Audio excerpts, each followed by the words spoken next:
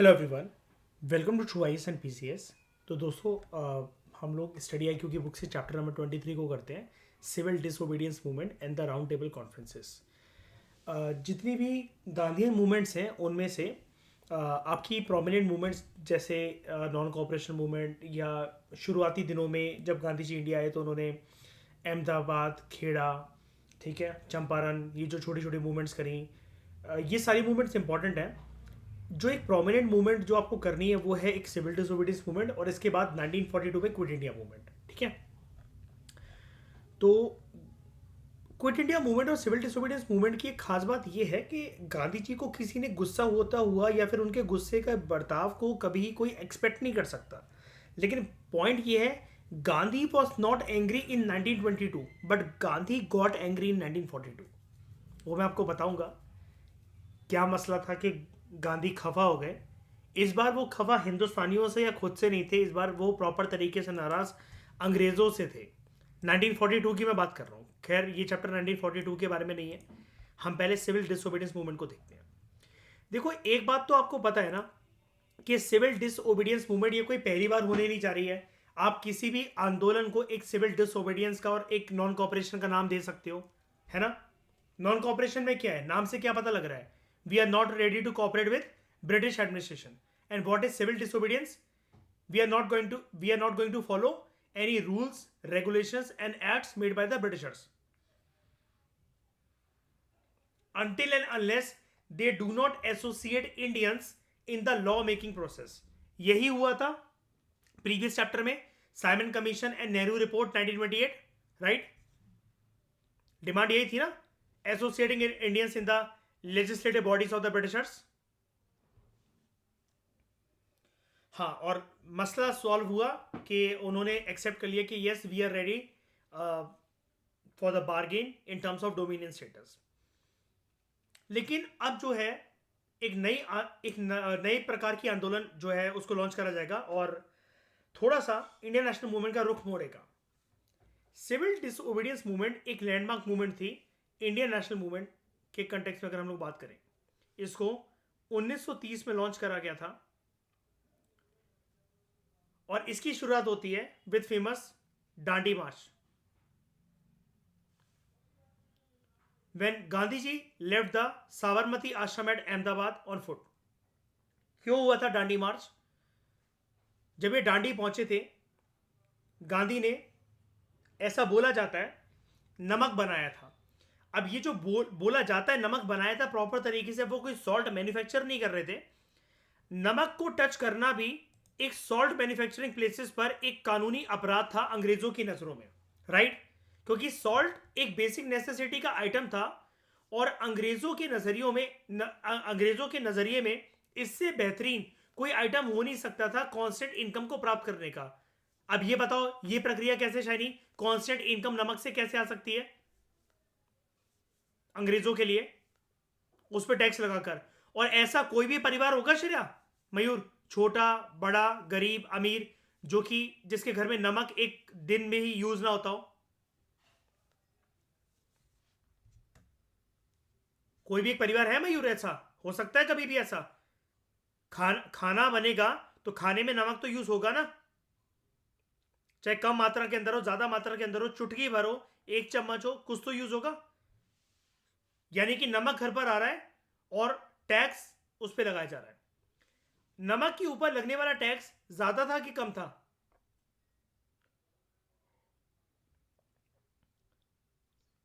इतना था कि आम आदमी के बजट को हिला देता था कि नमक के ऊपर अगर टैक्स लग रहा है तो out of the pocket expenditure फालतू का हो रहा है।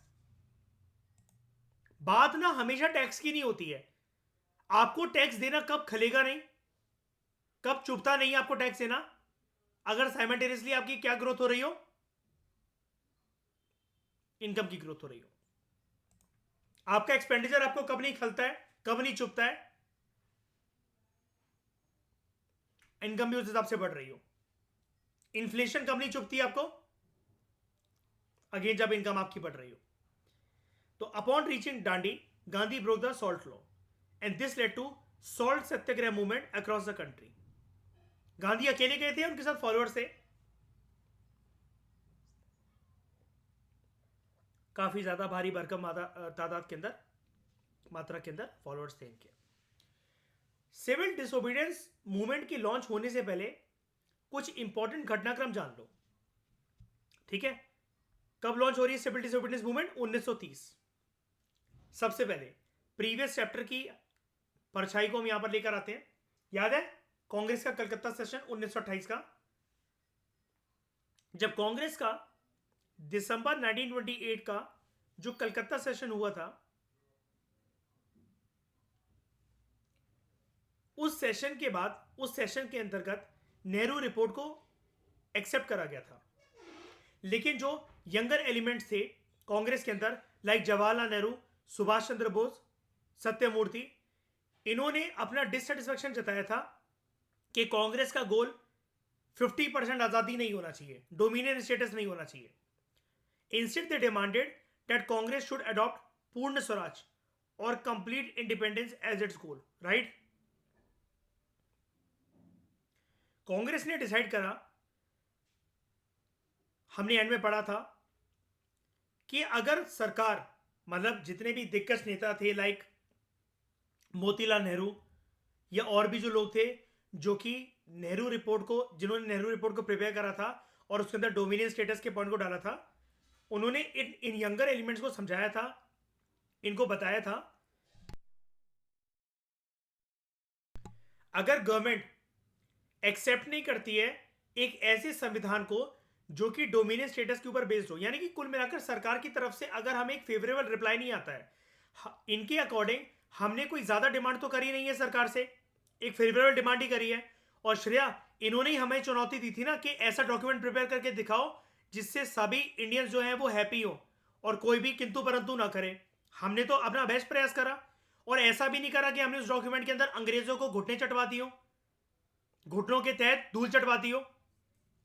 हमने तो मयूर उतनी डिमांड करी जितनी हमें फेवरेबल लगी, रीजनेबल लगी, लॉजिकल लगी। पूर्ण स्वराज को एकदम से तो नहीं रखा ना, शुरुआत तो शायद हम लोग डोमिनियन स्टेटस की डिमांड से ही कर रहे हैं ना, मांग से कर रहे हैं ना, ठीक है। लेकिन कांग्रेस ने बोला, मतलब इस नेहरू रिपोर्ट के अंतर्गत जो दिग्गज नेता थे कांग्रेस के, उन्होंने बोला, यंगर एलिमेंट्स को समझाया कि देखो, अगर एक साल के अंतर्गत, एक साल के अंदर अंदर ये जो साल खत्म होता है, अगर ये वाला साल नहीं, मतलब आप ऐसा मान लो 365 दिन के अंदर अंदर अगर सरकार हमारे इस डिमांड को एक्सेप्ट नहीं करती है कि एक तो हमारा संविधान बने और संविधान डोमिनियन स्टेटस के बेसिस पर बने। याद है उस डोमिनियन स्टेटस के अंतर्गत श्रेया, इन लोगों ने कुछ पॉइंट्स भी दिए थे कि इतने इतने मेंबर लेजिस्लेटिव असेंबली के अंदर होने चाहिए, प्रोविंशियल काउंसिल्स के अंदर होने चाहिए, है ना, और जो वाइस रॉय होंगे, जो गवर्नर जनरल होंगे, वो ऐसे उसके चेयरमैन होंगे, ऐसे होंगे। इन्होंने पूरा प्लान प्रिपेयर कर लिया था। लेकिन उस प्लान में मयूर एक इंपॉर्टेंट बात ये थी कि अंग्रेजी हुकूमत को दरकिनार नहीं करा गया था कि आप कंप्लीट तरीके से देश छोड़ के चले जाओ, पावर शेयरिंग की बात करी गई थी। यही तो डोमिनियन स्टेटस होता है। और इन्होंने बोला उन यंगर एलिमेंट से कि अगर डोमिनियन स्टेटस की डिमांड को अगर अंग्रेज स्वीकार नहीं करते हैं साल खत्म होने से पहले, तो don't worry, Congress would not only adopt Purna Swaraj as its goal, complete independence as its goal, but हम सिविल डिसोबीडियंस मूवमेंट भी लॉन्च करेंगे उस गोल को अटेन करने के लिए। और यही बात कहकर हमने चैप्टर खत्म करा था, प्रीवियस चैप्टर। उसके बाद साल 1929 के अंतर्गत कुछ पॉलिटिकल एक्टिविटीज हमें देखने को मिलेंगी, जैसे कांग्रेस वर्किंग कमेटी ने फॉरेन क्लोथ बॉयकॉट कमेटी को ऑर्गेनाइज करा ताकि एक प्रोग्राम को एग्रेसिव तरीके से प्रोपगेट करा जा सके, फैलाया जा सके कि हमें फॉरेन क्लोथ की पिकेटिंग करनी है और उसको बॉयकॉट करना है। फॉरेन क्लोथ की पिकेटिंग करनी है, उसको बॉयकॉट करना है।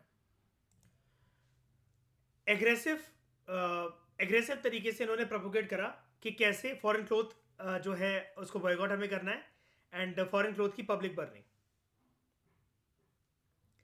गांधी ने कैंपेन को इनिशिएट करा इन मार्च 1929 कलकत्ता के अंदर, और गांधी को अरेस्ट कर लिया गया। उसके बाद ह्यूज बॉन फायर्स पूरी कंट्री में ऑर्गेनाइज हुए। अब ये वाली बात कोई नई तो नहीं है, इसलिए मैं आपसे बोल रहा था ये जो सिविल डिसोबीडियंस का जो तरीका है कोई नया तो नहीं है। आपको पता ना, ये पहले भी लॉन्च हो चुका है। ये सब foreign picketing of clothes, huge bonfire का ऑर्गेनाइज करना, मैंने आपको बताया भी था ना, जैसे 3-3 4-4 फ्लोर के जो मकान होते हैं, इतने बड़े बड़े बॉनफायर्स भी कभी कभार ऑर्गेनाइज करे जाते थे कि सड़कों पर एक गली मोहल्ले के सभी लोग जो फॉरेन क्लोथ हैं वो लेकर आए, और जैसे होली का दहन होता है, जैसे होली में लकड़ियां जलती हैं बड़ी बड़ी, इस प्रकार से कपड़े जलाए जाते थे।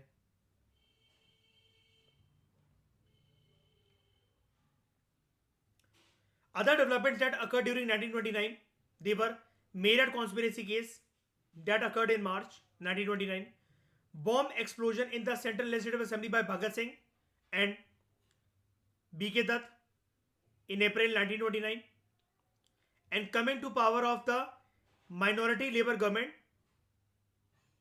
led by Ramsay MacDonald. ये बंदे का नाम है, पीएम का नाम है Ramsay MacDonald, in England in May 1929.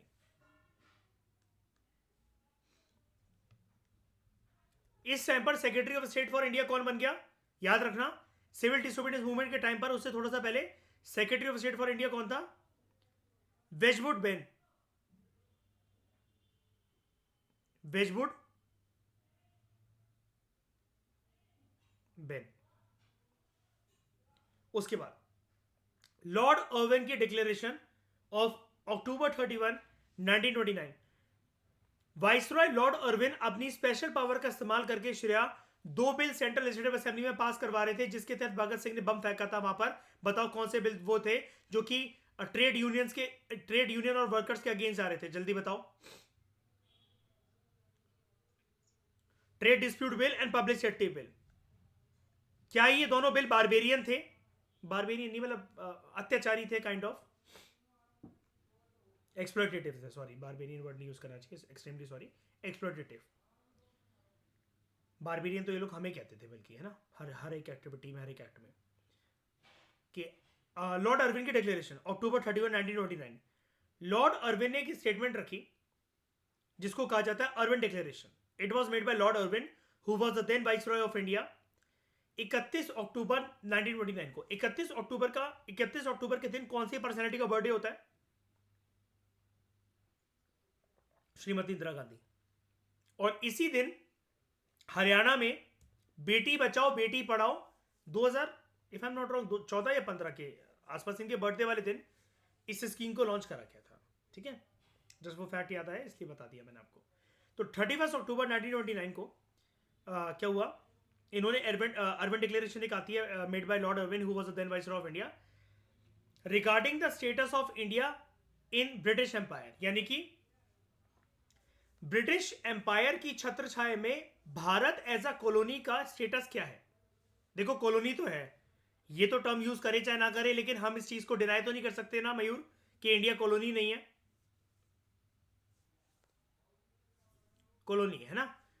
और यहां पर अब तो पावर दोनों फॉर्म के अंदर है, इस टाइम पर चरम सीमा के अंदर है श्रेया। यहां पर पावर इंपीरियलिज्म का सामना भी कर रहा है इंडिया, और कॉलोनियलिज्म का सामना भी कर रहा है, राइट? तो एज पर द डिक्लेरेशन, तभी तो जब उन्होंने बम गिराया था भगत सिंह ने और बीके दत्त ने, उन्होंने पर्चे बांटे थे ना, long live revolution, down with imperialism, इनकलाब जिंदाबाद, राइट? डाउन विद इंपीरियलिज्म का मतलब क्या है? इंपीरियलिस्ट टेंडेंसी कौन सी होती है श्रेया? जहां पर आप पॉलिटिकल कंट्रोल करते हो या फिर किसी देश की इकोनॉमी को लूटते हो? इकोनॉमी को लूटते हैं। क्या उसी चीज को चैलेंज करने के लिए काकोरी कांड हुआ था? हमारा खजाना लिया जा रहा था, ले जाया जा रहा था बाहर। पूरे काकोरी कांड में कौन सा ऐसा पर्सन था जो पकड़ा नहीं गया था, जो कि आगे चलकर एचएसआरआई का कमांडर इन चीफ भी बनता है? चंद्रशेखर आजाद। तो as per the Irwin declaration, British government was to facilitate India in attaining dominion status in the future. मतलब इन्होंने क्या बोला अपने डिक्लेरेशन में? ब्रिटिश हुकूमत मदद करेगी भारत की डोमिनियन स्टेटस को पाने के लिए नियर फ्यूचर में। लेकिन सपने देखने के कौन से पैसे लगते हैं, सपने दिखवाने के कौन सी कीमत देनी पड़ती है? The declaration fail to mention any timeline regarding the dominion status. और लॉर्ड अर्विन ने क्या बोला? हम इस चीज के ऊपर बैठकर आपस में बातचीत भी करेंगे। मतलब हमारी साइड के लोग प्लस हिंदुस्तान के कुछ दिग्गज नेता, और इस इवेंट को क्या बोला गया? Round table conferences. टोटल इतिहास में कितनी राउंड टेबल कॉन्फ्रेंसेस हुई थी?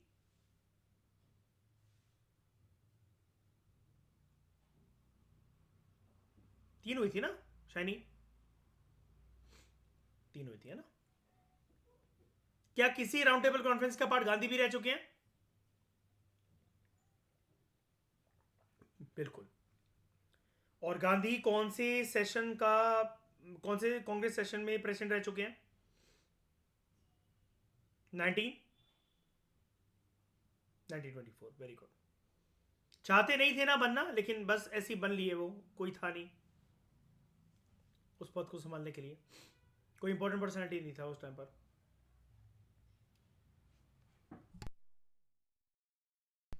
बात करें अगर हम लोग, उसके बाद अगला महीना आगे आता है, अक्टूबर की बात हो ही गई थी। नवंबर 1929, दिल्ली मैनिफेस्टो। आपको एक चीज पता है ना, अंग्रेजों ने रिसेंटली एक चीज शुरू करी थी, दिल्ली दरबार लगाना, जहां पर वो एम्स एंड ऑब्जेक्टिव डिस्कस करते थे फ्यूचर ऑफ इंडिया से रिलेटेड, है ना? अपनी पावर का सिंबोलिज्म मानते थे। और एक उनकी प्रेस्टीज उसमें वहां पर भी छुपी हुई थी दिल्ली दरबार को लगाने में, कि अब मुगल शासन खत्म हो गया था। नाम अभी तक मुगल्स का ही चलता था ना, इंडिया इज इक्वल टू, मतलब जिसकी दिग्गज पावर है वो मुगल्स हैं। लेकिन किसके बाद ये सब कुछ खत्म हो गया था? बहुत साल पहले बहादुर शाह जफर टू, वो खत्म, सल्तनत खत्म, और उसके बाद पूरा का पूरा इंडिया की भागदौड़, इंडिया की कमान किसके हाथों में? ब्रिटिशर्स के हाथों में। दिल्ली मैनिफेस्टो नवंबर 1929 की बात है। 2 नवंबर 1929 को एक कॉन्फ्रेंस होती है इंपॉर्टेंट नेशनल लीडर्स की। उन इंपॉर्टेंट लीडर्स ने एक मैनिफेस्टो इशू करा जिसको बोला जाता है दिल्ली मैनिफेस्टो। इस दिल्ली मैनिफेस्टो के अंदर क्या था? ये एक चिट्ठा था जिसके अंदर यह बोला गया था, अगर हमें अंग्रेजों के साथ बैठकर वार्तालाप करनी है, किसी भी प्रकार का समझौता करना है, तो उसके लिए कुछ कंडीशंस होंगी, और वो कंडीशंस इस चिट्ठे के अंदर लिखी गई। इस चिट्ठे को क्या बोला गया? Delhi manifesto, which put forward certain conditions for attending round table conferences. ये कौन बोल रहा है? इंपॉर्टेंट दिग्गज नेता जो कि जुड़े हुए हैं भारत की आजादी की लड़ाई से, राइट? तो ऐसी क्या बातें थी इसके अंदर, इस मैनिफेस्टो के अंदर? देखते हैं। इन सभी स्टालवर्ड नेता का यह मानना था, स्टालवर्ड वर्ड मैं आपके सामने पहले भी यूज कर चुका हूं, अगर आपको पता हो, दिग्गज लोगों को कहते हैं, है ना? तो इन सभी प्रोमिनेंट नेता का, दिग्गज नेता का, जिनका ऊंचा कद होता है, उनको स्टालवर्ड कहते हैं। इन्होंने बोला राउंड टेबल कॉन्फ्रेंस का पर्पस जो है, it should not be to determine whether or when dominion status was to be given to India. क्या डोमेन स्टेटस दिया भी जाएगा कि नहीं दिया जाएगा, यह पर्पस नहीं होगा राउंड टेबल कॉन्फ्रेंस का, बट एक ऐसा संविधान बनाना, बट कुल मिलाकर संविधान बनाना ताकि डोमिनियन स्टेटस को इंप्लीमेंट करा जाए। इस लाइन का मतलब आप समझे?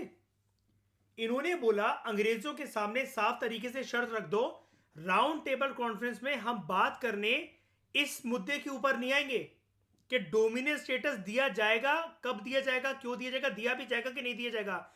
डोमिनियन स्टेटस को तो हम पाकर ही रहेंगे, यह है इस लाइन का मतलब। मुद्दा इस बात पर होगा कि संविधान कब से इंप्लीमेंट हो रहा है, यह बताओ, और उस संविधान में एक कोर जो एलिमेंट होगा वो डोमिनियन स्टेटस होगा। फिर से पढ़ो। The purpose of the round table conference should not be to determine whether or when dominion status was to be given to India. यानी कि मुद्दा तो इस चीज के ऊपर होना ही नहीं चाहिए, समझ रहे उसको शायनी श्रेया, कि डोमिनियन स्टेटस की तो बात होनी नहीं चाहिए, वो तो हम पाकर ही रहेंगे, इसके ऊपर तो कोई चर्चा का विषय बनता ही नहीं है। बट संविधान को बनाना कि बैठकर जो बातचीत हम कर रहे हैं ना, वो कॉन्स्टिट्यूशन मेकिंग के ऊपर करेंगे कि संविधान में किस कैसी प्रोविजंस किस प्रकार से डाली जाएंगी ताकि डोमिनियन स्टेटस को इंप्लीमेंट करा जा सके। यानी कि ये लोग किस पे बात नहीं करना चाहते थे, डोमिनियन स्टेटस पर, और किस पर बात करना चाहते थे, how the constitution should be made and dominion status as a provision in that constitution should be implemented.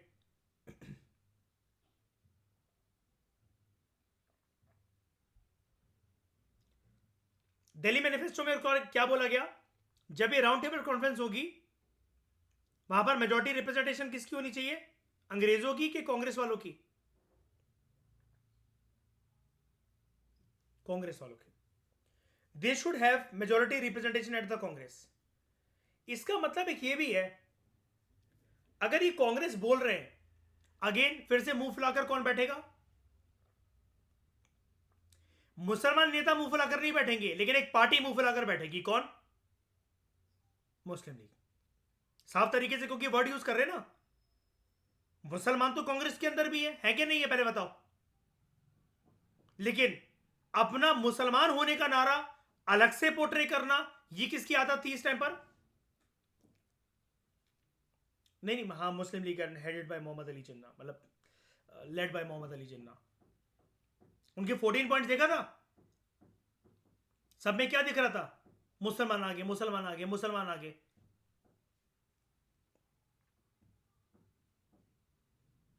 वो भी एक प्रकार से कम्युनलिज्म का कार्ड ही तो है, राइट, अपनी कम्युनिटी को आगे करना। क्या वो यूनिटी का एंगल है? 14 पॉइंट्स, जिन्ना की 14 पॉइंट्स।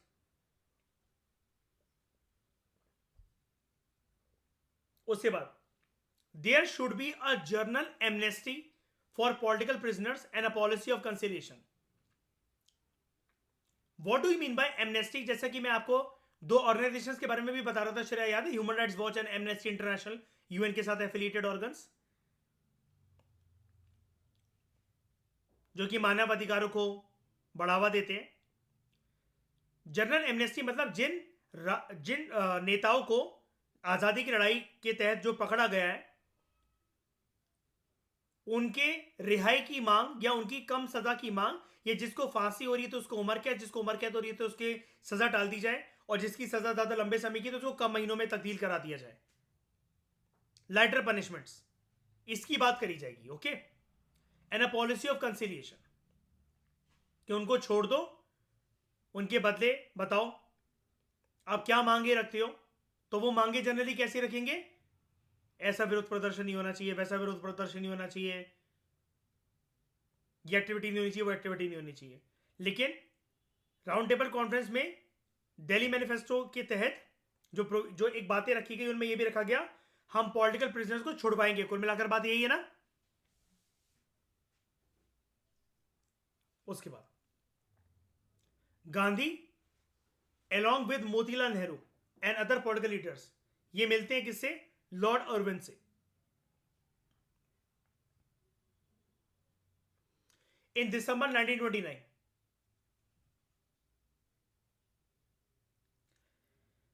एंड आज the vice Roy Lord Irwin, हमें भरोसा दो, हमें आश्वासन दो, हमें एश्योरेंस दो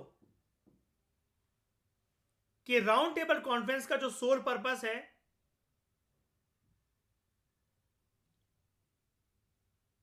वो एक ऐसा कॉन्स्टिट्यूशन, ऐसी कॉन्स्टिट्यूशन स्कीम बनाने का है जिसमें डोमिनियन स्टेटस झलके। बात किसकी नहीं थी कि डोमिनियन स्टेटस मिलेगा कि नहीं मिलेगा, और मिलेगा तो कब मिलेगा, ये तो कोई मुद्दा है ही नहीं। मुद्दा किस बात का है, let's make a constitutional scheme जिसके अंदर डोमिनियन स्टेटस का प्रोविजन साफ तरीके से झलके। दिल्ली मैनिफेस्टो के अंदर क्या बोला गया था, एक ऐसा संविधान बनाना जिसके अंदर बात संविधान बनाने को लेकर होगी, ना कि डोमिनियन स्टेटस।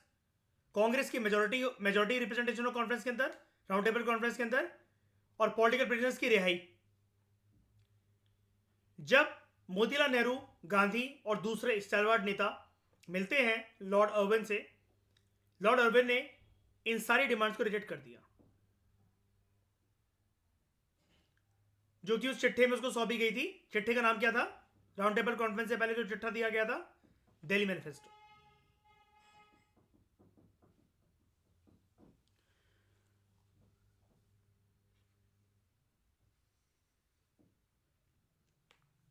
जिस महीने ये लोग, नेहरू, मोतीलाल नेहरू जी, गांधी जी और दूसरे नेता मिले थे दिसंबर 1929 में लॉर्ड अर्विन से, यहां पर देखो दिसंबर 1929 में लॉर्ड अर्विन से मिले थे, उसी महीने उसी साल लाहौर सेशन होता है कांग्रेस का। और इन्होंने क्या बोला था, वादा करा था ना यंगर नेताओं से, लाइक जवाहरलाल नेहरू, सुभाष चंद्र बोस, हम एक बार के लिए प्यार से एक ऐसा कॉन्स्टिट्यूशन स्कीम का प्रपोजल रखेंगे अंग्रेजों के सामने जहां पर वो डोमिनियन स्टेटस की मांग को मान लें। अगर वो उसे रिजेक्ट करते हैं तो हम तुमसे वादा करते हैं हमारा गोल फिर क्या हो जाएगा, Purna Swaraj, and we will launch a movement known as civil disobedience movement. अब कांग्रेस का जो नारा होगा पूर्ण स्वराज का, और जनवरी आने वाला है 1930 में जो सिविल डिसोबीडियंस मूवमेंट होगी, क्या ये होनी थी? क्या ये पूर्ण स्वराज का नारा लगना था कांग्रेस के अंदर? नहीं, नहीं लगना था अगर वाइसरॉय प्यार से मान लेता डोमिनियन स्टेटस की डिमांड को। तो तुम अपने वादे से मुकरे, तुम अपनी बातों से मुकरे, तो फिर कांग्रेस भी अब जोरों शोरों से एक नया आंदोलन करने को रेडी है।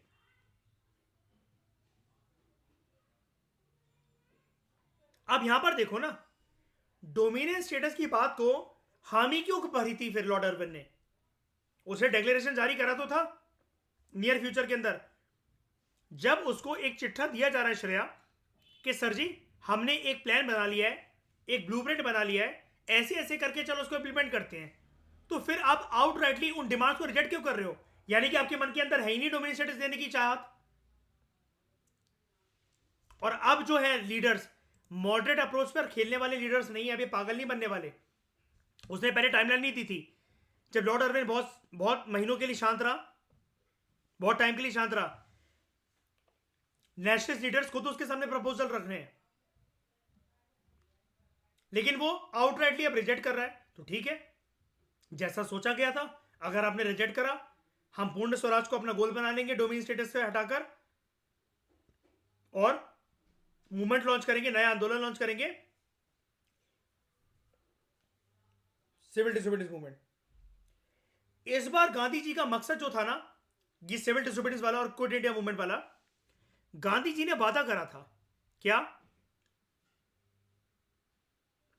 मैं एक ऐसा आंदोलन खड़ा करूंगा जो कि कांग्रेस से भी बड़ा होगा, कांग्रेस जैसा पार्टी से भी बड़ा होगा।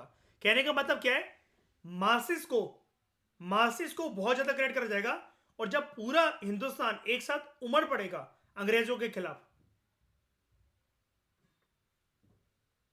तो ये पूर्ण स्वराज भी हमारे लिए कोई बड़ा गोल नहीं रह जाएगा। तो लाहौर सेशन होता है और वहां पर पूर्ण स्वराज को कांग्रेस का नया गोल बनाया जाता है। इससे पहले अभी तक गोल क्या था, कलकत्ता सेशन से लेकर लाहौर सेशन तक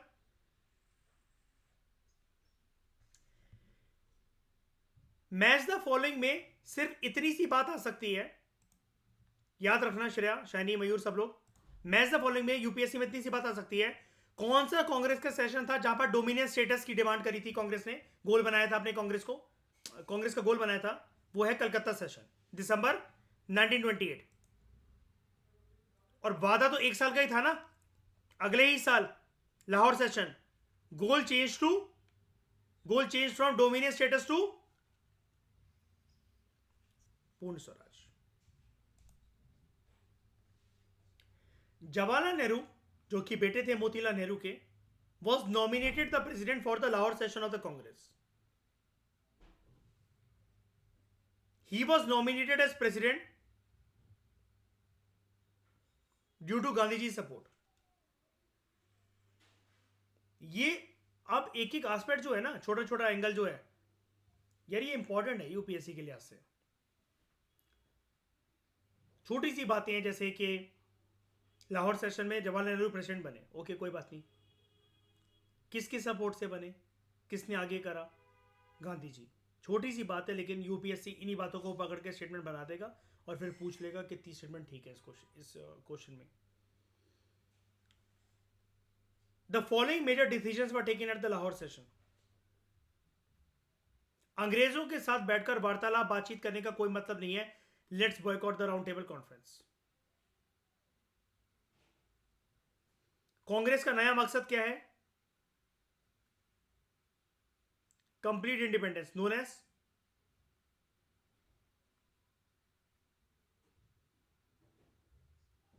पूर्ण स्वराज।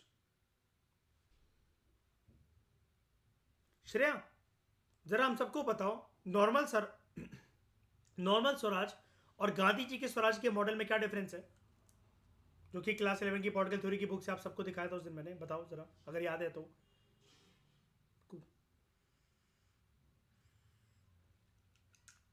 ठीक है। और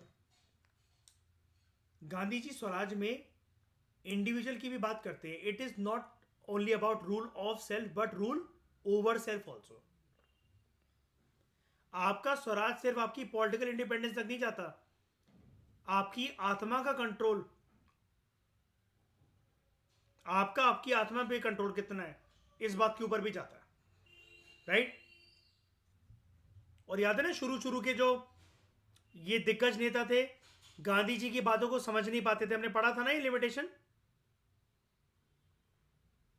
तो वो गांधीज्म के साथ एसोसिएट नहीं कर पाते थे कि कुछ ज्यादा ओवर फिलोसफिकल बातें करते हैं। और कुछ बातें, following major decision were taken at the Lahore session. Round table conference को बॉयकॉट करने की बात करी गई कि कोई मतलब नहीं बनता अंग्रेजों के साथ बातचीत करने का। कंप्लीट इंडिपेंडेंस को डिक्लेयर करा गया as the aim and objective of the Congress, Purna Swaraj. Congress working committee को ऑथराइज करा गया। वादा यह भी करा गया था ना कि पूर्ण स्वराज के साथ साथ अगर इन्होंने हमारी बात नहीं मानी डोमिनियन स्टेटस की, तो हम एक आंदोलन लॉन्च करेंगे known as civil disobedience movement. तो कांग्रेस वर्किंग कमेटी को ऑथराइज करा गया कि बताओ प्लान ऑफ एक्शन कि कैसे हमें एक नया आंदोलन known as civil disobedience movement launch करना है। इसमें करा क्या जाएगा, हम लोग टैक्सेस पे करना बंद कर देंगे अंग्रेजों को, और जितने भी मेंबर्स हैं लेजिस्लेचर के, they were asked to resign their seats. अभी तक गांधी जी शुरू शुरू में क्या बोलते थे, लेजिस्लेचर में जाना ही नहीं चाहिए, रिजाइन कर देना चाहिए। मोतीलाल नेहरू और सीआर दास से रिजाइन करवा लिया था ना। फिर याद है, स्वराजिस की बातों से सहमत थे गांधी जी कि चलो हां जाना चाहिए। दोबारा से यूटर्न किस बात के ऊपर मार रहे हैं अपना बातों का, रिजाइन कर देना चाहिए। They were asked to resign their seats.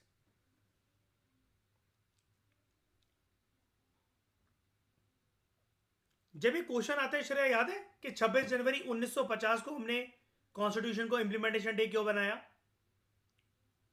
उसका एक बैकग्राउंड होता है। 26 जनवरी 1930 में क्या हुआ था?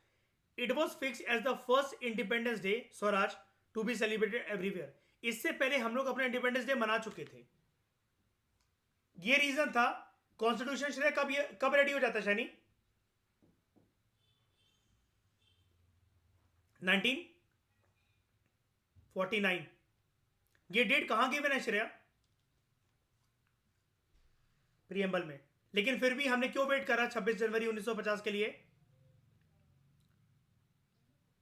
स्वराज डे को मार्क करने के लिए। इस दिन पहला इंडिपेंडेंस डे मनाया गया था, झंडा भी लहराया गया था हमारे देश का। हालांकि वो अलग बात है कि फ्लैग में फेरबदल होती है आगे चलकर, है ना। ट्राई कलर फ्लैग बाद में अडॉप्ट करा गया।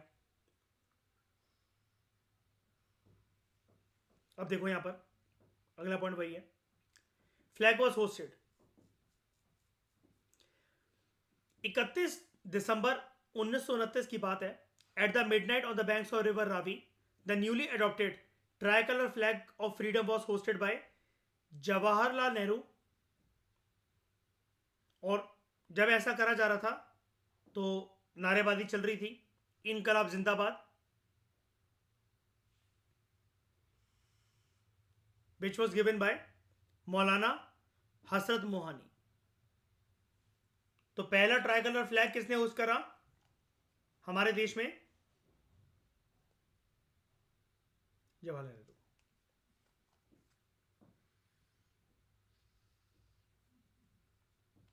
अब ये मत सोचना कि इनकलाब जिंदाबाद के नारे सबसे पहली बार किसने दिए? कोई सबसे पहली बार नहीं है। भगत सिंह नहीं चिल्ला रहा था इससे पहले? क्या रेवोल्यूशनरी चिल्लाते थे?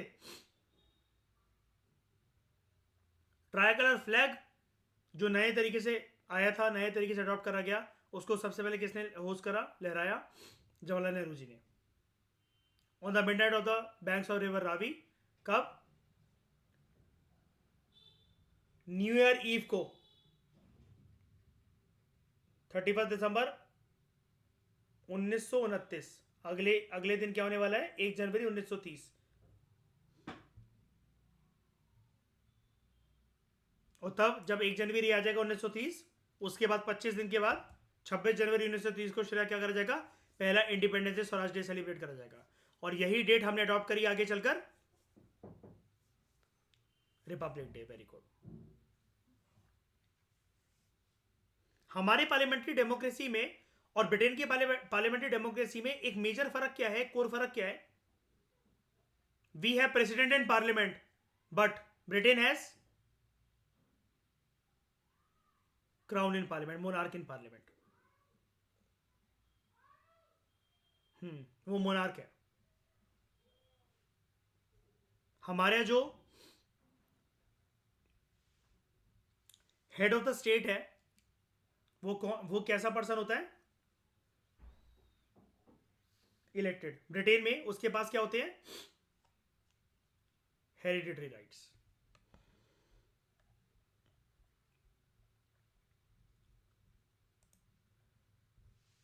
आप लोगों को एक बात पता है श्रेया, ब्रिटेन का कॉन्स्टिट्यूशन कब लिखा गया था?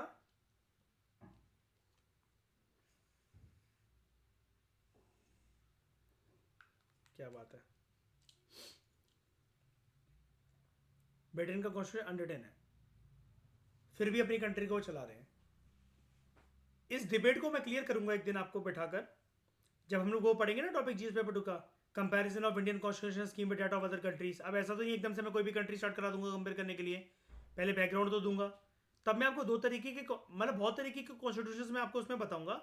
वो वाला टॉपिक बिल्कुल सिंक करता है हमारा एक टॉपिक, उससे पीएसआईआर का भी खत्म हो जाता है, लेकिन पढ़ना दोनों ही जगह पर पड़ेगा हमें वो सेम टॉपिक, बिल्कुल डिट्टो, वर्ड टू वर्ड। तब आप जानोगे कि अनरिटन कॉन्स्टिट्यूशन दिमाग में आता होगा ना, जब कॉन्स्टिट्यूशन शरीर रिटर्न ही नहीं है तो वो कंट्री अपने आप को गवर्न कैसे कर रही है इतने अच्छे से? लोग तो ये कहते हैं कि कहां लिखा है बताओ, है ना? मैं बताऊंगा इसके पीछे कि उसकी लेजिटिमेसी क्या होती है। मतलब देखो, संविधान है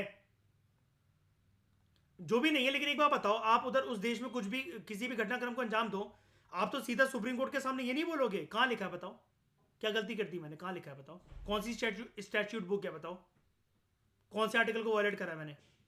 लेकिन फिर भी वहां का, एक बार बताओ, आतंकवादी है ब्रिटेन में,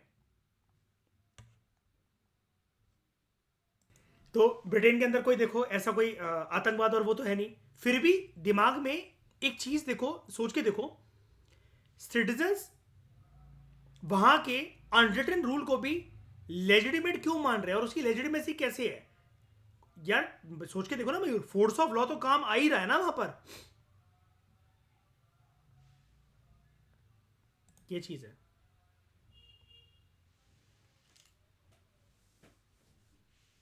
अकॉर्डिंग टू लॉ, ये तो ब्यूटी है इंग्लैंड की। उनका क्या है वो, देखो हर चीज ना, मैं बताता हूँ हमारे संविधान की, हमारे संविधान इतना लेंथी क्यों है, ये वाली बात एक पर्सपेक्टिव आपको आज और देता हूँ मैं छोटा सा। हमारे यहाँ ना कुछ लॉज और लेजिस्लेशंस कानून में ऑलरेडी लिखे हुए हैं। बहुत सारी कंट्रीज क्या करती हैं कि रूल बुक को मयूर अलग बनाती है, संविधान वो अपने हिसाब से डिसाइड कर लेते हैं कि वो रिटर्न होगा क्या अनरिटर्न होगा, वो लॉ मेकिंग प्रक्रिया से संविधान को अलग रखा जाता है। हमारे यहाँ लेकिन इंटरमिंगलिंग हुई थी इसकी, आप याद करो, कॉन्स्टिट्यूंट असेंबली MWF मिलती थी कॉन्स्टिट्यूशन बनाने के लिए, TTS मिलती थी लॉ मेकिंग बनाने के लिए। अगेन माइंड यू, ये मेरा कहने का जस्ट एक तरीका होता है, समझ रहे हो ना शाइनी? ये MWF TTS इसके नोट्स मत बनाने लग जाना सब लोग, ठीक है? कभी हम लोग बोलते थे कभी कभार वो उसके लिए मिलती थी, कभी कभार उसके लिए मिलती थी, दोनों काम साइमल्टेनियसली चल रहे थे। क्योंकि जिस कंट्री के पास लॉ ही नहीं होगा तो कंट्री अपने आप को गवर्न कैसे करेगी, बेसिक रूल्स नहीं होंगे अगर, है ना? खैर छोड़ो, वो मैं आपको अलग बताऊंगा, उसके पीछे कुछ अलग एंगल होता है, वो आप ये अभी आप एकदम से मेरे 2-4 लाइनों की वजह से नहीं समझ पाओगे। मैं फोर्स ऑफ लेजिटिमेसी का एक कंसेप्ट आपको पढ़ाऊंगा, तब आप जानोगे written constitution, unwritten constitution, half written constitution, half unwritten constitution, इनमें फ़र्क क्या होता है। और तब आपको बातें समझ में आएगी कि इंडिया के पास और ज़्यादा चॉइसेस क्या थी। लेकिन इंडिया के कंटेक्स्ट में एक चीज़ याद रखना, हमारा कॉन्स्टिट्यूशन का नेचर कैसा है, हमारा कॉन्स्टिट्यूशन का नेचर कैसा है। अमेरिका का कॉन्स्टिट्यूशन लिखा हुआ है लेकिन फिर भी उसके अंदर एक बहुत बड़ी कमी है, क्या? Very good. हमारा क्या, rigid and plus rigid plus, इसलिए हमारे कॉन्स्टिट्यूशन को क्या कहते हैं, constitution as a dash document, which document, living document. आप एक डेड बॉडी को मोल्ड कर सकते हो? नहीं ना। जिंदा शरीर को मोल्ड कर सकते हो, उसका साइज बढ़ाना कम करना, ये सब कुछ कर सकते हो उसके साथ, सिचुएशन सर्कमस्टांसिस के अकॉर्डिंग सब कुछ हो सकता है। आप फिटनेस फ्री को, लेकिन जिस दिन बारिश हो रही है उस दिन घर पे भी तो एक्सरसाइज करी जा सकती है। यही हमारे कॉन्स्टिट्यूशन की ब्यूटी है। हम लोग सिचुएशन सर्कमस्टांसिस के अकॉर्डिंग क्या लेकर आते हैं, अमेंडमेंट्स। और कुछ चीजें ऐसी हैं विच आर पार्ट ऑफ श्रेया dash structure of the constitution, जो कि कभी छुआ नहीं जा सकता, क्योंकि सुप्रीम कोर्ट उसको क्या कहता है, these are dash in nature. क्या डैश इन नेचर, क्या? Very good, sacrosanct in nature, पवित्र है। और बेसिक स्ट्रक्चर डॉक्ट्रिन कौन से केस से इमर्ज हुआ था, किशवंत भारती केस। कौन संविधान के कौन से आर्टिकल में लिखा हुआ है?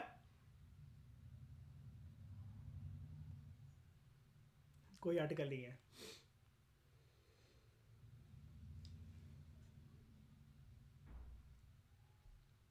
अब गर्व होने लगा इसलिए मुझे अपने आप पे, पता है।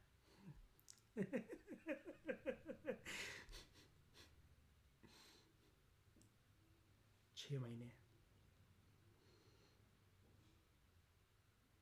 मुझे भी फोर्स बना लेनी चाहिए श्रेया, वैसे पता है। टाइम आ गया।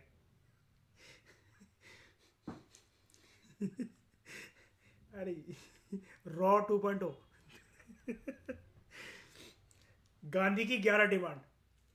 गांधी ने ब्रिटिश हुकूमत के सामने 11 डिमांड रखी। इससे पहले कौन सी डिमांड के पीछे इंडियन नेशनल लीडर्स को जूता पड़ चुका है अभी? सबसे पहले नेहरू रिपोर्ट, दूसरा दिल्ली मैनिफेस्टो, अब क्या आ रहा है, गांधी जी की 11 डिमांड। गांधी जी ने अंग्रेजी हुकूमत के सामने 11 डिमांड रखी अपनी। एटीट्यूड देखो, gave a deadline of 31 January 1930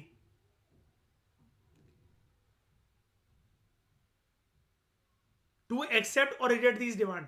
मतलब तुम्हारी मर्जी, तुम्हें एक्सेप्ट करना है कि रिजेक्ट कर देना। मुझे एक बात बताना जरा, जब अपनी बातों से ना कभी मुकरना नहीं चाहिए, इंसान की इज्जत नहीं रहती है। ऑलरेडी जब एक न्यू ईयर का टाइम दिया जा चुका था, यहां पर बोल दिया गया था, आप देखो दिसंबर 1928 में, अगर एक साल के अंदर अंदर नहीं मानी गई डिमांड, तो देखो पूर्ण स्वराज को अडॉप्ट करेंगे और सिविल डिसोबीडियंस को भी लॉन्च करेंगे। ठीक है, ठीक है, लाहौर सेशन आता है, पूर्ण स्वराज को अडॉप्ट कर लिया गया।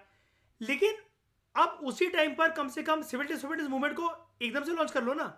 अब ये एक साल का, एक न्यू ईयर का टाइम और दे रहे हैं, दे रहे कि नहीं दे रहे हैं सिविल डिसोबीडियंस मूवमेंट को लॉन्च करने के लिए? सामने वाले को क्या लगेगा, क्या लगेगा? लेवरेज, हाँ ए वही है। ए वही है, ठीक है, बोलते रहने दो। जैसे हम लोग कहते नहीं भाई, फिल्मों में दिखाते हैं जैसे दो पार्टीज होती है, हिम्मत किसी की नहीं मारने की दूसरे को। मैं तेरे को बता रहा हूं, सोच ले, हाथ मत लगा दियो। और दोनों पार्टी जरी हुई है कि मेरे मुंह का पड़ जाएगा।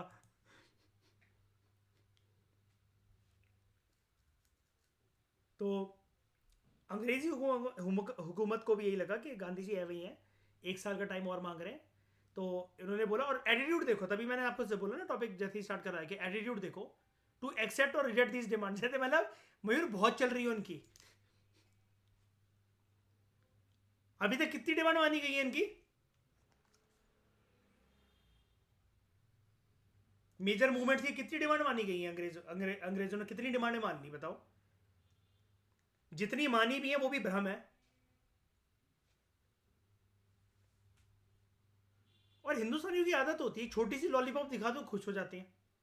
जैसे गवर्नमेंट ऑफ इंडिया 1919 आया, अरे वाह हम जीत गए, there was triumph all around, ढोल नगाड़े बज रहे हैं।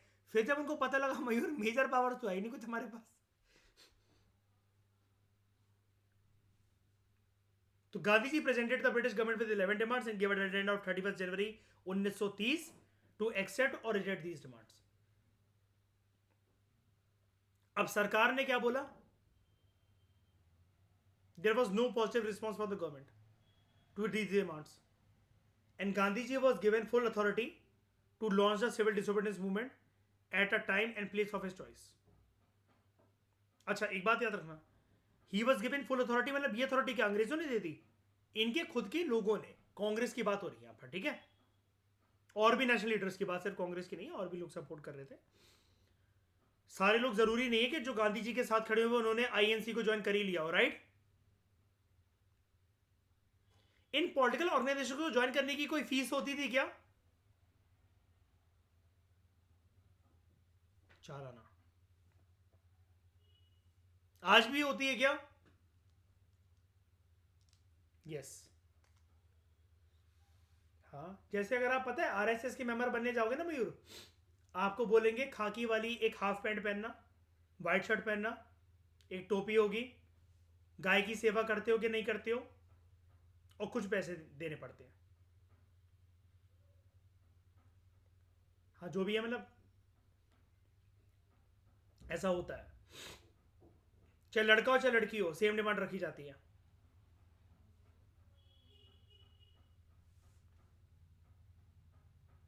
तो Gandhi was given full authority to launch the civil disobedience movement at a time and place of his choice. The demands were as follows. सबसे पहले एक बात याद रखना, जो भी डिमांड्स हैं दे वर इश्यूज ऑफ जनरल इंटरेस्ट। कोई बहुत भारी भारी भरकम डिमांड इन्होंने नहीं कर दी थी। These were related to general administration, society, economy, some polity, ऐसा कुछ जनरल बातें। लेकिन नंबर 1 इन्होंने बोला आर्मी और सिविल सर्विसेज के ऊपर जो खर्चा होता है उसको आधा कर दो, reduce that expenditure bye 50%। Introduce total prohibition, किस चीज के ऊपर? किस चीज के ऊपर? Alcohol. Carry out reforms in CID, यानी कि देश की आजादी से पहले ये सीआईडी बन चुका था, है ना? सीआईडी क्या होता है? नहीं, जिसको देख के घर की औरतें शक्की हो जाती हैं। एक ही बात है सारी। ये सब भाई भाई हैं सब। शुरुआत तो यहीं से हुई थी ना, याद है बचपन में? पाइनियर यही है। दया दया यहीं से था ना।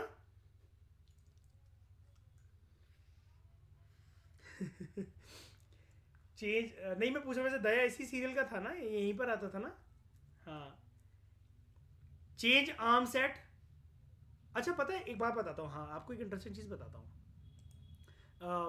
ये ना जो रियल सीआईडी है ना, सीआईडी तो ये तो सीरियल हो गया एक। अब इसके अंदर ये लोग क्या करते हैं, देखो रियल केसेस सीआईडी के साथ, सीआईडी से लेते हैं, एनआईए से लेते हैं, सीबीआई से लेते हैं, नॉर्मल पुलिस स्टेशन से लेते हैं, और 40 मिनट का एक एपिसोड बनाने के लिए थोड़ा सा मिर्च मसाला लगाकर बातों को मोल्ड तो करा ही जाएगा। बाद में इनका दिमाग खुद भी चलने लगा, तो एक दो इन्होंने कहानियां भी बनाई, ऐसा करा वैसा करा। तो एक जो सिमिलर जैसे जो केसेस थे, रियल सीआईडी ने इस सीरियल वाले सीआईडी को बोला था कि आप ना कंपाइल करके हमें हार्ड डिस्क में, पेन ड्राइव में ये कंपाइलेशन दे दो। जैसे किसी की बीवी भग गई है तो वो बीवी ने हस्बैंड का मर्डर कर दिया, तो हस्बैंड ने किसी और बाहर की लड़की के लिए अपनी बीवी और बच्चों को मर्डर कर दिया, तो ऐसी कंपाइलेशंस बनाकर दे दो हमें एपिसोड की पिछले 10 साल की। और इसके बेसिस पर सीआईडी ने, जो रियल सीआईडी है, कम से कम 45 केसेस सॉल्व करे थे इस सीरियल को देखकर असली में। और तब इस सीआईडी को बहुत अवार्ड मिला गया, अवार्ड दिया गया था। आई थिंक सोनी का शो है ये, अब भी चलता नहीं चलता ये नहीं पता मुझे। तब इसकी बहुत तारीफ हुई थी। रियल क्रिमिनल इन्वेस्टिगेशन डिपार्टमेंट ने इस सीरियल वाले जो सोनी पे जो सीरियल आता है, ये जो सीआईडी जो शोज है, इसकी बड़ी तारीफ करी थी। उन्होंने 45 प्लस केसेस सॉल्व करे थे इस सीरियल को देखकर, अलग अलग एपिसोड्स को देखकर. Change arms at align, popular control of issue of firearm licences, release political prisoners, accept postal reservation bill, specific bourgeoisie demand. याद है ये वर्ड मैंने आपको बताया था, ये पीएसआई में हम लोग पढ़ेंगे, कैपिटलिस्ट क्लास को कहते हैं.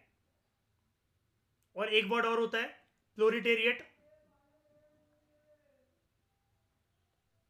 Reduce rupee sterling, pound sterling या स्टर्लिंग किसकी करेंसी है? Britain. Reduce rupee sterling exchange ratio to 1 sterling is equal to 4 रुपये. अब ये डी क्या है, ये क्या यार, स्पेक्ट्रम में कुछ और दे रखा था. नहीं 1:4 तो है, लेकिन 1s और ये क्या है. तो कुल मिलाकर इसका जो रेशियो है बेसिकली ये है, ठीक है. 1s4d मतलब 1 स्टर्लिंग इज इक्वल टू 4 दाम कह लो आप, या जैसे मर्जी जो है समझ लो इसको. ये क्योंकि प्रॉपर इसकी फुल फॉर्म अभी मेरे को मिल नहीं रही है, मैं बता दूंगा. Reduce rupee Stirling ratio in 1:4 कर दो, ठीक है.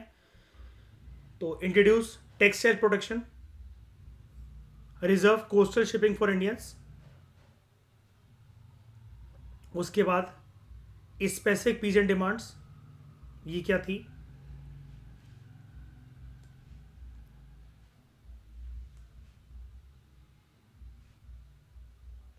Reduce land revenue by 50% and abolish salt tax and the government's salt monopoly. उसके लिए फिर आपको पता ही है वैसे भी इन्होंने इसको चैलेंज कैसे करा था, थ्रू डांडी मार्च. अब गांधी जी ने तो 11 डिमांड्स रखी हैं अपनी, सामने वाले की साइड से क्या रिस्पॉन्स आया उसको जानते हैं. To many observers this charter of demands, यानी कि गांधी जी ने जो 11 डिमांड्स जो पेश करी, it seemed a climb down from पूर्ण Swaraj. Jawaharlal Nehru wrote in his autobiography, what was the point of making a list of our political and social reforms when we were talking in terms of independence. जब हम आज़ादी की बात कर ही रहे थे तो फिर ये सोशियो पॉलिटिकल डिमांड्स रखने की गांधी जी को क्या आवश्यकता थी? Did Gandhi ji mean the same thing when he use this term as we did, or did we speak a different language? Gandhi ji को हमारी बात समझ में भी आई, हम क्या कुछ और बोल रहे थे, और गांधी ने जब इन बातों को रखा तो गांधी कुछ और बोलना चाह रहे हैं. यानी कि देख रहे हो, जवाहरलाल नेहरू थोड़ा सा खफा है गांधी जी से कि जब हम कुछ किसी फॉर्मेट के अंदर अंग्रेजों को कुछ दे रहे हैं तो तुम्हें अपनी नोज पोक करना बहुत जरूरी है कि नहीं यार मैं भी कुछ बोलूंगा, सब कुछ बोल रहे हैं, मुझे अपने तौर तरीके से कुछ बोलना है अंग्रेजों से, राइट. और आपको पता है ना, मैंने आपको बताया था नेशनल लीडर्स हमेशा गांधी से इस बात को लेकर चिढ़ते थे. गांधी कभी भी अपने बातों की एक्सप्लेनेशन देना पसंद नहीं करते थे, राइट.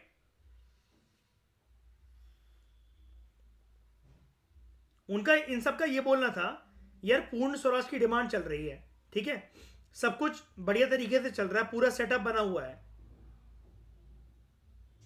हमने इससे पहले दिल्ली मैनिफेस्टो के अंदर कुछ डिमांड्स भी पेश कर दी हैं.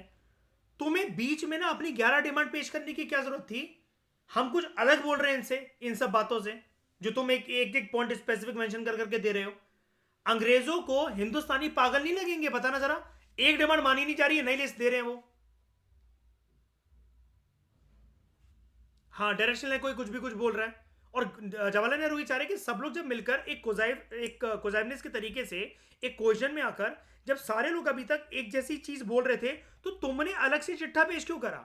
दिल्ली मैनिफेस्टो सबकी कॉमन वॉइस, नेहरू रिपोर्ट सबकी कॉमन वॉइस, तुम साले यहां अकेले अपनी 11 डिमांड पेश करने पहुंच गए यहां पर लाठी लेकर. Government response to Gandhi ji proposal was negative. और भिड़ लो,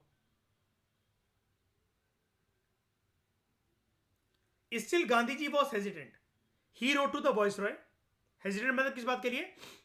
ये मतलब आपको माननी चाहिए, एक बार के लिए इन पर ध्यान दो, इन डिमांड्स को समझो, हिंदुस्तानी आपकी इज्जत करेंगे, आपके साथ कॉपरेशन दिखाएंगे. एक बारी इन डिमांड्स को जरा आप मान के देखो, समझ के देखो.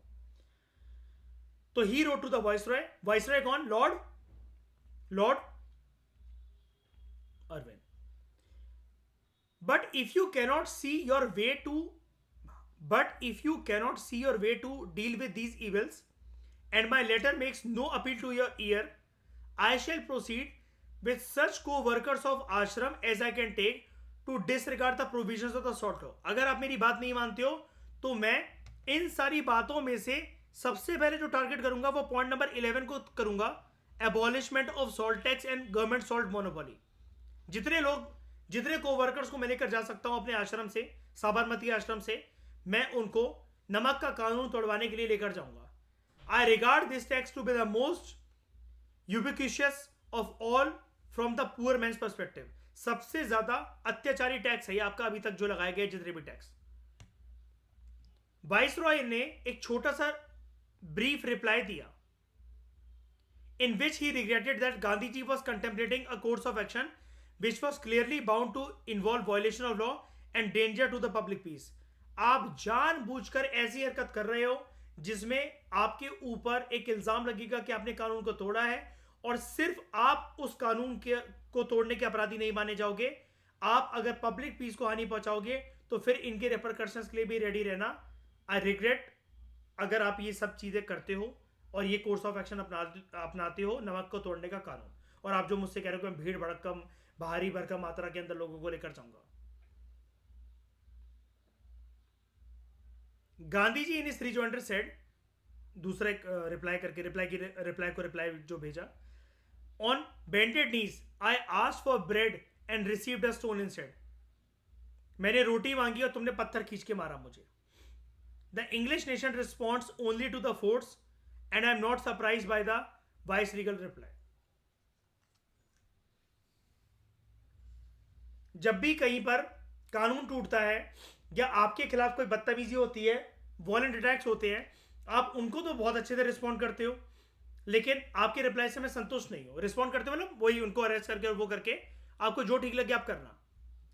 तो कुल मिलाकर गांधी जी को कोई पॉजिटिव रिस्पॉन्स तो मिला नहीं. तो दस with no positive response forthcoming from the government on these demands, Congress Working Committee invested Gandhi with full powers कि आप सिविल डिसोबीडियंस मूवमेंट को लॉन्च करो ऐसे समय पर ऐसी जगह पर जो आपकी चॉइस हो. फेब्रुवरी एंड तक Gandhi ji decided to make salt the central formula for the movement. नमक के मुद्दे को सिविल डिसोबीडियंस मूवमेंट का अहम पहलू बनाया जाएगा. तो गांधी जी की डांडी मार्च 12 मार्च 1930 से लेकर 6 अप्रैल 1930 तक. सिविल डिसोबीडियंस मूवमेंट की शुरुआत होती है with Gandhi ji well known Dandi march, और मुद्दा क्या था? नमक, salt law, monopoly of government on salt tax, salt law.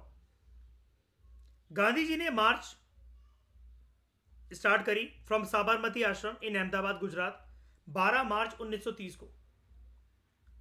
78 आश्रम के वॉलंटियर्स उनके साथ थे for Dandi. That was a village on India's western sea coast about 385 kilometre from Ahmedabad. 6 April 1930 को लगभग 24 दिन तक वो ये मार्च पे चलते हैं, अलग अलग जगह रुकते हैं. 6 अप्रैल 1930 को ये जो वॉलंटियर्स थे 78 वॉलंटियर्स और Gandhi ji, they arrived in डांडी.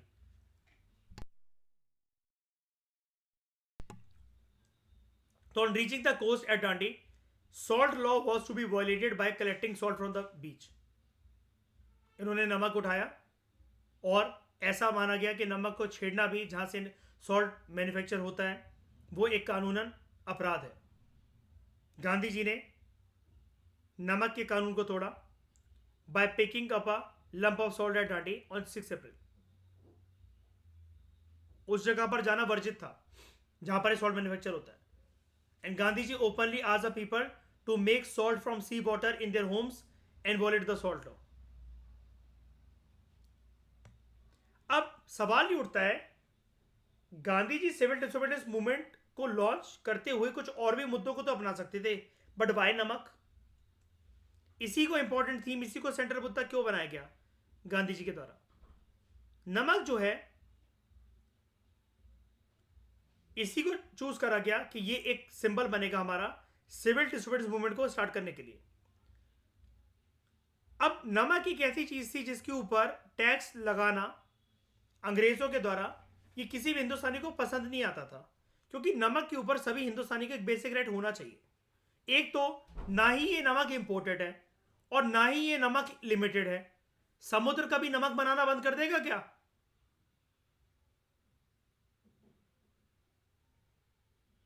नहीं ना। और नमक जो बनाया जा रहा है वो किसकी कोस्टलाइन से बनाया जा रहा है? वो कहीं बाहर से आ रहा है? इंग्लैंड की कोस्टलाइन से आ रहा है? इंडियन कोस्टलाइन से आ रहा है।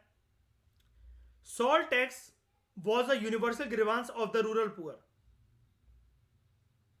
जो कि एक तरीके से out of the pocket expenditure बन जाता था गांव में रहने वाले गरीब जनसंख्या के लिए। नमक एक इंपॉर्टेंट सोर्स ऑफ इनकम था गरीब लोगों के लिए, like khadi. Salt offer to the urban population the opportunity of symbolism, symbolic identification with the mass suffering. कुल मिलाकर बात यह है, नमक को कोई यूज करे चाहे ना करे, उसको बेचकर थोड़े से पैसे कमा ले, दो वक्त की रोटी का इंतजाम कर ले ना कर ले, लेकिन सॉल्ट के ऊपर टैक्स लगना ये एक प्रकार से जेब के ऊपर बर्डन वाली बात है। ऊपर से नमक हमारे देश में प्रोड्यूस हो रहा है और एक बेसिक नेसेसिटी के आइटम पर अंग्रेज जो है वो टैक्स लगा रहे, तो ये चीज एक अत्याचारी चीज है। गांधी जी का यह मानना था, there is no other article like salt outside water by taxing which the government can reach the starving millions, the sick, the maimed, and the utterly helpless. It is the most inhuman poll tax the ingenuity of man can devise. कि इससे मतलब इस चीज के ऊपर tax लगाना और ये इन्वेंट करना कि यार ऐसी किसी चीज के ऊपर टैक्स लगाया जा सकता है, इससे ज्यादा इंसान का अत्याचार किसी और चीज के ऊपर किसी और फील्ड में देखा नहीं जा सकता। गांधी जी के द्वारा जितने भी जो ये सहयोग करता थे, जो कि आए डांडी मार्च में जुड़े और आगे चलकर ये रेडी होने वाले हैं वहां से सिविल डिसोबीडियंस मूवमेंट के लिए, लाइक 78 वॉलंटियर्स आपने देखा कि ये डांडी मार्च का पार्ट थे। गांधी जी ने इन सभी वॉलंटियर्स को, इन सभी लोगों को, इन सभी मासेस को क्या फ्यूचर कोर्स ऑफ एक्शन की डायरेक्शन दी। गांधी जी ने बोला जहां पर भी पॉसिबल हो, wherever possible, civil disobedience of the salt law should be started. क्योंकि नमक अगर किसी कोस्टल के किनारे बन रहा है, वो सिर्फ गुजरात तो नहीं हो सकता, साउथ इंडिया हो सकता है, बंगाल हो सकता है, बहुत सारी जगह हो सकती है, वो ईस्टर्न कोस्ट, वेस्टर्न कोस्ट, हर जगह हो सकती है। और यहां पर ऐसा भी कुछ नहीं है कि हमें नमक के गट्ठे खड़े कर देने हैं। हमें सिर्फ ये बताना अंग्रेजों को कि तुम जो जिस जगह पर हमें आने के लिए अलाउ नहीं करते हो कि यहां पर नमक मैन्युफैक्चर होता है और इसके ऊपर टैक्स लगता है, तो ये एक प्रकार से चोरी है। हम उस चीज को वॉयलेट करने आएंगे उस इलाके में जहां पर नमक पाया जाता है, थोड़ा ज्यादा हमें उससे लेना देना नहीं है। फॉरेन लिकर, बाहर से आई हुई शराब, मदिरा, and close shops, they were picketed, उनको तोड़ा फोड़ा गया। तोड़ा फोड़ा यानी कि तोड़ा फोड़ा तो नहीं कहना चाहिए, वहां पर उनको मना करा गया पहले तो दुकानदारों को कि कपड़े मत बेचो, फिर जबरदस्ती उन कपड़ों को, उन शराब की बोतलों को सड़क पर बीच चौराहे पर लाकर आग लगा दी जाती थी। लोगों से गांधी जी ने दरखास्त करी, यू कैन रिफ्यूज टू पे taxes if they have the requisite strength. कैसे? अगर आप सब एकजुट होकर एक एरिया में झुकते नहीं हो, ऐसा मत करना कि 10 लोग टैक्स नहीं दे रहे और एक बंदा डर के मारे दिया है। एक दूसरे के साथ कंधे से कंधा मिला के खड़े रहो, और इसके लिए आपके अंदर हिम्मत होनी चाहिए। गांधी जी बोलते भी थे ना, याद है सत्याग्रह के बारे में, कि it is a trait not of the weak but of the strong person, जिसके अंदर विल पावर और ये जो है जिसका उत्साह, एंथुसियाज्म बहुत ग्रेट हो। Lawyers can give a practice. इस बार गालियां पड़ेंगी श्रेयन को। सवाल ये उठेगा शाइनी, प्रैक्टिस तो छोड़ देंगे, पहले ये बताओ मूवमेंट को वापस कब खींच रहे हो? Public can boycott law courts by refraining from litigation, and government servants ये रिजाइन कर सकते हैं अपनी पोस्ट से। अच्छा इस बार देख रहे हो? Shreya, can can can can चाहो तो, मैं गारंटी नहीं ले रहा। कैन, हाँ, और जहां देखो पॉसिबिलिटी है ना, देखो 100% की, शुड।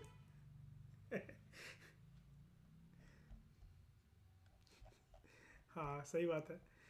तो all the action should be subject to one condition, सच्चाई के रखवाले, truth and non violence as a means to attain Swaraj, it should be faithfully adhere to, local leaders should be obeyed after Gandhi जीज arrest. अगर मैं arrest हो जाऊं तो जो आपके लोकल लीडर्स होंगे उनकी बातों को मानना, मैंने उनको अच्छे से ट्रेन कर दिया है। और याद है ये वाली बात, जब ये चंपारण में होते हैं, डॉक्टर राजेंद्र प्रसाद और मौलाना मजरुल हक, ब्रिज किशोर बाबू, इन सबसे पूछते हैं कि अगर मैं जेल चला गया तो तुम क्या करोगे। तो मयूर याद है वो रिप्लाई देते हैं, हम घर चले जाएंगे। है ना, याद है ना वो वाली चीज, ये रियल घटनाक्रम है। शनि क्या होता है, जब ये चंपारण में होते हैं ना, तो ये राजकुमार शुक्ला वगैरह बताता है कि ऐसे ऐसे लॉयर्स हैं, वो ज़्यादा अच्छे से हमारा केस वेस जानते हैं कोर्ट में। तो गांधी जी कहते हैं कि अच्छा मुझे तुम लोग एक बात बताओ, तुम हेल्प करना चाहते हो शेयर क्रॉपर्स की। तो वो बोलते हैं हाँ। कहते हैं मान लो कल को, अगर अभी तो मैं मूवमेंट लॉन्च कर रहा हूँ, कल को अगर मैं जेल चला गया और मैं नहीं आता वहां से वापस काफी टाइम तक, तो तुम क्या करोगे फिर। कहते हैं हम भी घर चले जाएंगे, जब आप वापस आओगे तब देखा जाएगा। तब ये डांटते हैं। जैसे कभी कभार होता नहीं कि मैं बातें जानने के लिए श्रेया जैसे एक व्यू पॉइंट ऐसा पेश करता हूँ ताकि आप ट्रैप हो जाओ आप लोग, है ना। तो ऐसे ही गांधी जी ने वो वाला काम उस टाइम पर करा, और वो डांटते हैं, फिर राजेंद्र प्रसाद वगैरह कहते हैं अच्छा नहीं जा रहे, बताओ क्या करना है।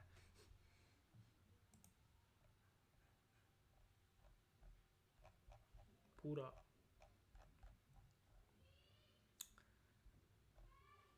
तो इस डिस्कशन में दोस्तों फिलहाल इतना ही। Thank you very much for discussion. Next lecture में हम लोग बात करेंगे spirit of salt law disobedience, जो कि उन्होंने डिमांड करी अलग अलग जगह पर, wherever possible civil disobedience of the salt law should be start.